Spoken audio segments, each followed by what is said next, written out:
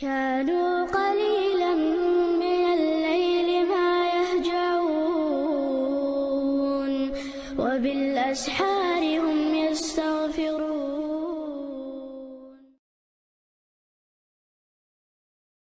الحمد لله والصلاة والسلام على رسول الله وبعد. أنا أتقال وراكي ويا منظومة البيقونية، شرح منظومة البيقونية تيرا.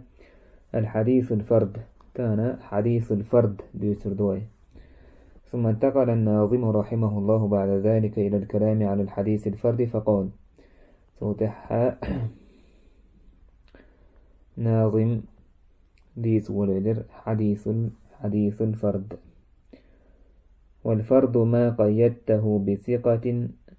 أو جمع أو قصر على رواية. فرد حديث إذا ثقة وديس نج إذا يا جمع وديس نج جمع وتعرفتك أو جمع يعطيس حديث تع أهل بلد مثلا مدينة تعبو حديث ريتر أو قصر على رواية يكاس نتعمو معين تعين مثلا تفرد فلان لا تنتح محسن معين تحيز تفرد خلر. وقد سبق أن تكلمنا على الحديث الغريب والغرابة نوعان. غريب الحديث حديث الغريب ويديتر إذا شنكي برخل. الأول غرابة مطلقة،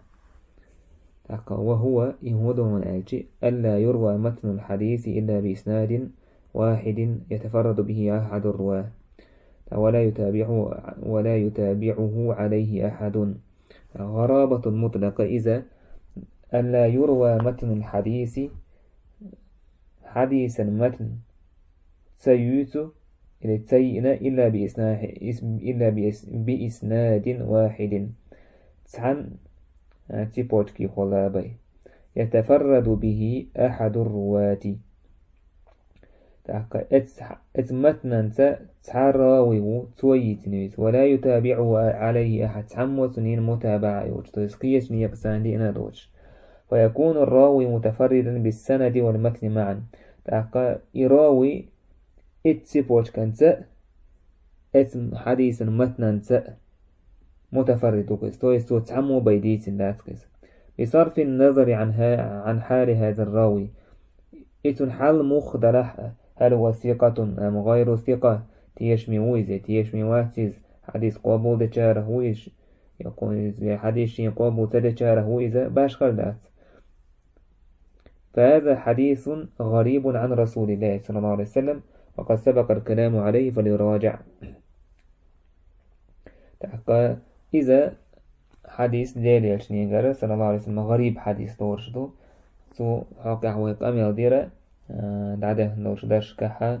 فليراجع سنغا يهلدو يشيلتو. الثاني غرابة نسبية، شالا ضايقة شنديقة يويلرتو غريب حديث يقبش. غرابة مطلقة غرابة نسبية أتنسيتني الغرابة، وهي الغرابة المتعلقة باعتبار ما تاتسلو همني حج خواتي لقزا غرابة بوشتر هما تأتنا سيتنهم لقزا تاتسلو هم ويتيرجمي لاتشي تأك غرابة نسبية هو لقز إمهن تدوية دسويس لا بالنسبة إلى أصل الرواية أصل الرواية داتيز كان يكون الحديث غريبا من رواية فلان ونفس الحديث مشهورا من رواية آخر. مثلا سعد الحديث خلي شرشدو تعنقر تحين يهجنقر دويتش خيانحا غريب، إذ حديث عقية جنقر دويتش خيانحا مشهور خلي شرشدو. مثلا كان يروى الحديث من وجهين شني يقخلان حديث ديسق، أحدهما عن أنس رضي الله عنه تعنيق حديثا أنس يردو، والآخر عن أبي هريرة وجاء أبو هريرة يردو. وحديث أنس رضي الله عنه لم يأتي إلا من طريق واحدة عنه. أنس يرديس الحديث إذ تعن يكت بيديت ذات كيستو تعن راويس بي فيكون غريبا من حديثه تاك غريب لوشتو حديث. أو حديث أبي هريرة رضي الله عنه يا أبو هريرة حديثه فله طرق كثيرة عنه. فأبو هريرة ديت دوش حديث تنيق شورتو تاكي أبو هريرة ديت دوش حديث دقوني يقرساني فيكون مشهورا أو متواترا عنه سنجر متواتر هلز يا مشهور هلز. فتعبيرنا عن حديث أنس بالغرابة تاك أنس حديث وغريب دؤالرت لا نقصد به أصل الحديث. تيس أوبشن تو حديث أصلا غريب دو بوغدات ونداج أبو هريرة المشهور دوش ديتن دويز متواتر دوش ديتن دويز. وإنما نعني أنه غريب من روايته خاصة. تيس أنس يرى سن رواية يرى غريب دو بو إدوين لوشتك أوبشن من حديث غريب دو بو معن ذاتيس. تيس إي رواية سن غريتين إذا أبردلون إي رواية إذا إي حديث إس رواية ديس نجا إذا غريب دبو ما عنده إذا غرابة نسبية. أو يروى عن الزهري حديث يتفرد به راو ما. مثلا زهري جرى حديث دوت عن راويس إي راوي واتشو تعمو دوت تاس تويس سياحة تفرد جو تولك إت راويس ديتش تويس. فنقول مثلا ويقول هذا حديث غريب عن الزهري. هر حديث زهري جرى غريب دو أولوي لم يروه عنه إلا فلان حين يهدين توبي تنقري حديث ديت الناس. بس كيش محدش سديس نايزة كيش عالمنا سديس نايزة يتن زهري وجني كسامو سديس نايزة إيسا حين يهوشو. ونفس هذا الحديث أعني أن متن والإسناد من فوق الزهري إذ حديث إمتنا تن إسناد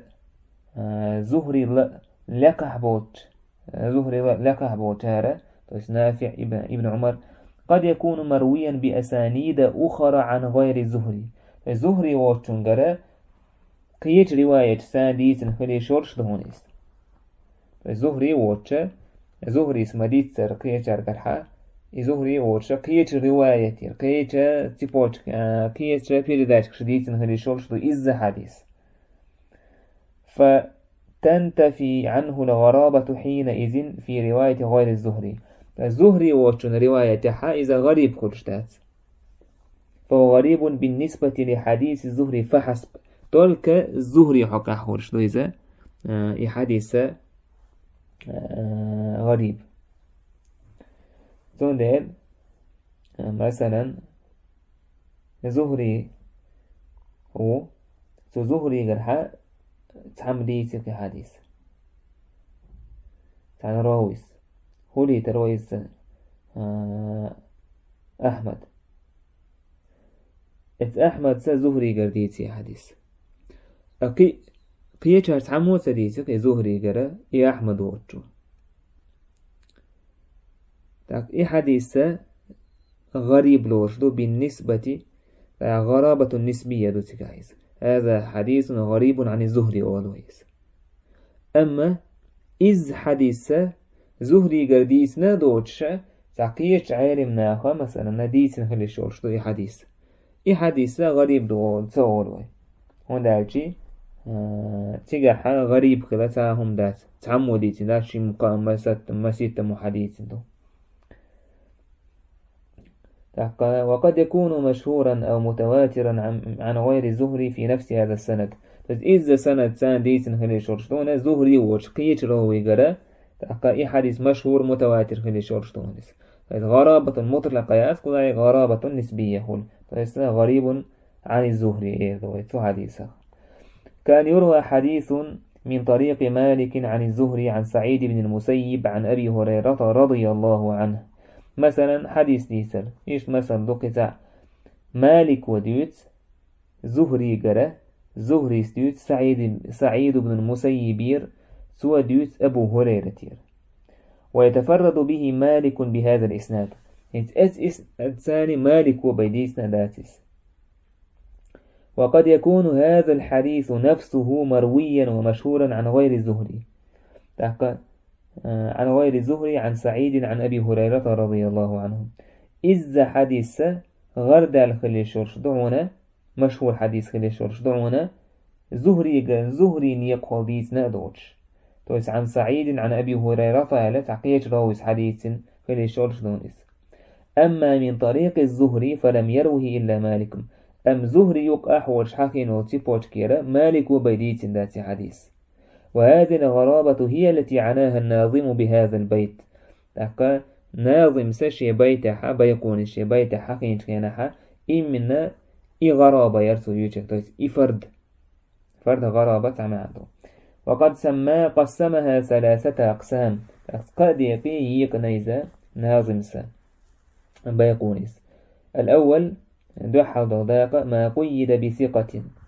إذا ثقة تقييدنا مثلا بمعنى أن يتفرد بالحديث عن راو معين ثقة من أصحابه أو تلاميذه إذا مثلا تعبردلون عن راوي عن بيردا تشكيرة تون أصحاب الشيخ تون ناقو الشيخ يا تون تلميذ الشيخ تون أوتشنيك شيخ تحمو تون قر حديث دوتك بيجار دوتش دوتش إذا ولقح مثلا مداليرة دوتون حال كان نقول هذا حديث ويقول مثلا إيش ديش هذا الحديث لم يروي ثقة عن الزهري إلا فلان مثلا زهري جرى ثقة والش راوي سديت المدات حين يخدنشو بي مع أن نفس هذا الحديث قد يكون رواه عن الزهري جماعة من الرواه إلا أنهم ضعفاء تحقى إذ حديث ديت نخلي شورش دعونا تحقى الزهري جرت جماعته دلح جماعة ثقيات ضعفاء غير بقش فوصف الحديث بالغرابة هنا تحقى حديث غريب دهون دالة إنما هو باعتبار أن هؤلاء الجماعة الذين رووه عن الزهري ليس من بينهم ثقة إلا واحدة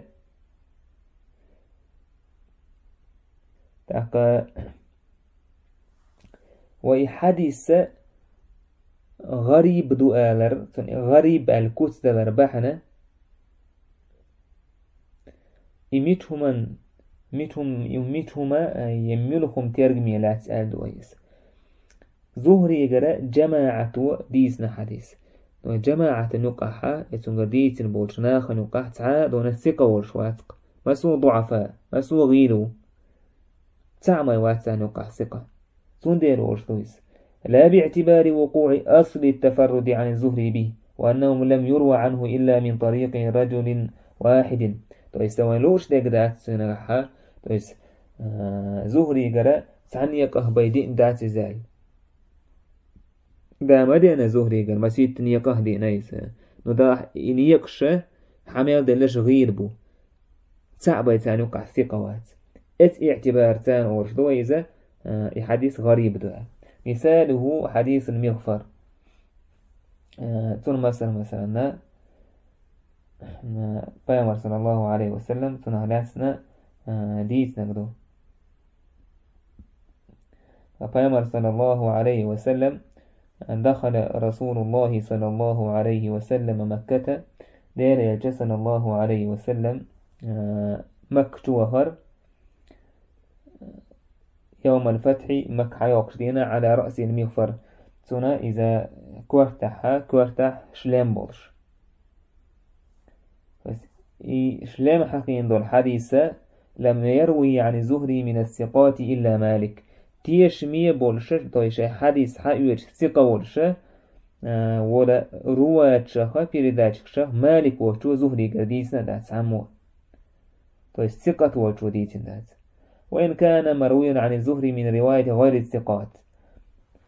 الثقات بوتشارة غير بوتش بيرداتك ديتن دو حديث فهذه غرابة نسبية بس إذا غريب حديث أتنسيت الندو استويسس أبردلون عن معين غريب عن الزهري غريب عن فلان وغريب عن علان بس اعتبار ثاني لورشي إذا غريب تنبيه بريميتاني يتدم تباهيتر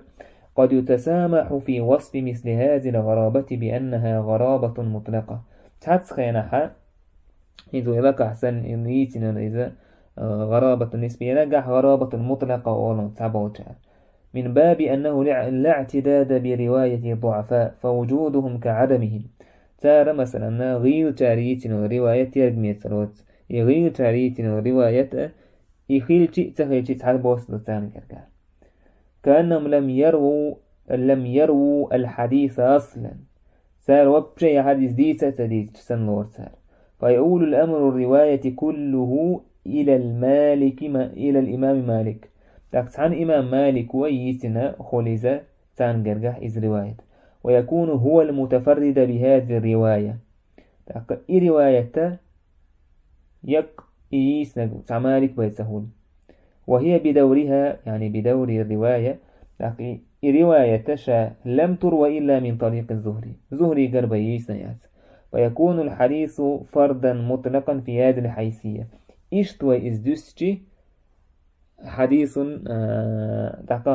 غريب مطلق خلص إشتوى إزدوسجي سعمو بيديسنا دات مالك وبيديسنا دات زهري قر قيبش إديسن بيش ساعة شوت تاريسن ورواية ساعة شوت يشاسوي يوشخيلجي تخيلجي وندا جوهير بولندين اتمعني حارة ويلارشي غريب مطلق دو تعبو تشار بس إيشتا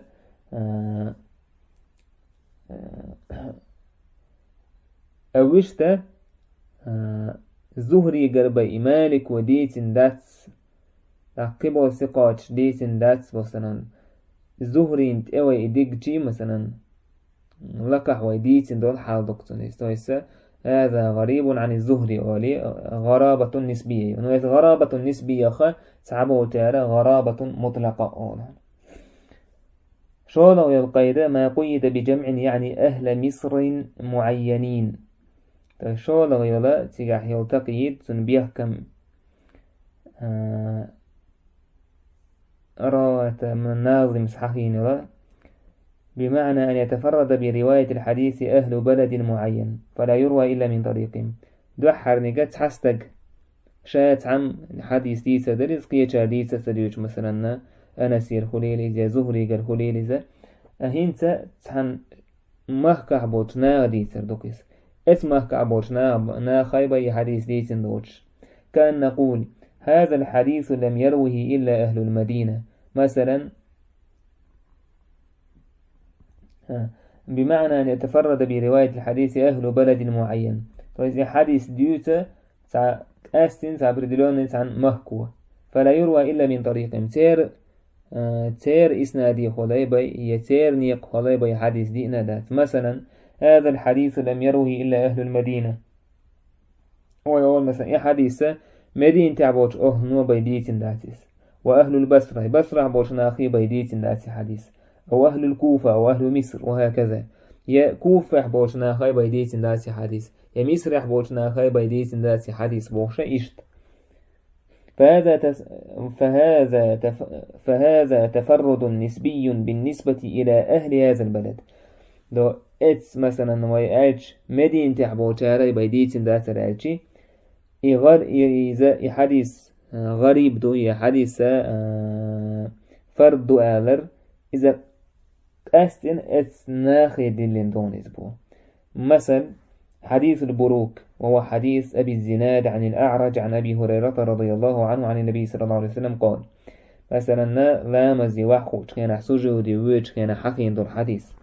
فيمر حديثنا أبو الزناد أعرج أبو هريرة أبو هريرة ديليجني قال إذا سجد أحدكم فلا يبرك كما يبرك البعير وليضع يديه قبل ركبتيه أرسعم وسجود ديش كان حقام كالسنة وحما خويلشو شيشيك يبحلق دوقيلسو شيشين قول الأعدل قالوا فيه صعق أهل لا علمناها هي سنة تفرد بها أهل المدينة سنة تعال حقين دوري حديث إذا أهل المدينة مدينة تعبوشنا خاي بيديت داتيس تويز بصر عبوشار كوفي عبوشار شامي عبوشار سان حقين داتي حديث لا تعرف إلا عندهم ترجع بيدوز داتي حديث إلا يعني لأن إسناد الحديث مدني أي رواة مدنيون تويز حديث إسناد مدني تويست حديث ديس نشر مدين تيرا أهلدو ومع تيبوش كعبولا يبريداتكش ومع ذلك فهو حديث معلول هتي حديث غير حديث تبو. الثالث ما كان مقصورا على رواية معينة. إذا مثلا تعبردلون يستجير رواية تعدكس تعمو بيديسنا دوتش كان يكون الحديث غريبا من رواية فلان ونفس الحديث مشهورا من رواية آخر. إذا مثلا حديث تحيان يهدين جنجرة تعمو بيديسن داتيزة أم إز حديث كي جنجر ديت تويس ويس المثل داليريزة أنا سير ديسنا حديث نو حديث أنا سير ديسنا جا تعني قلاي بيدين داسكس. أما أبو هريرة إز حديث إس دش نشساني مسجد نيقه دينا تويس أنا سير حديث تعني قلاي بيديس دي إن تغير شيء يعني رواية معينة إذا حديث غريب لور حديث غريب عن أنس إذا غرابة نسبية. فإذا فهمنا هذا هنزويتنا هو يكيتشي فليس كل تفرد مردود هور فرد حديث غريب حديث إذا ضعيف دو الإسراز ودعدوقش داسهم أسنوتنا ضعيف يقدوش ديز وليس كل تفرد مقبولة يا مسوى دون غريب حديثة يا فرد حديثة إذا قابل ديش داسهم بل لتفرد أحكامه وأصوله وقواعده ميل هو تن قابل ديش شي أحكام شي برايور شي بخش دسن قابل ديش أي حديث قابل ديش يخطوخش وتجد تفصيلا لها في مبحث التفرد في كتاب شرح لغة المحدث تاق سنجين تفرد الدوج داك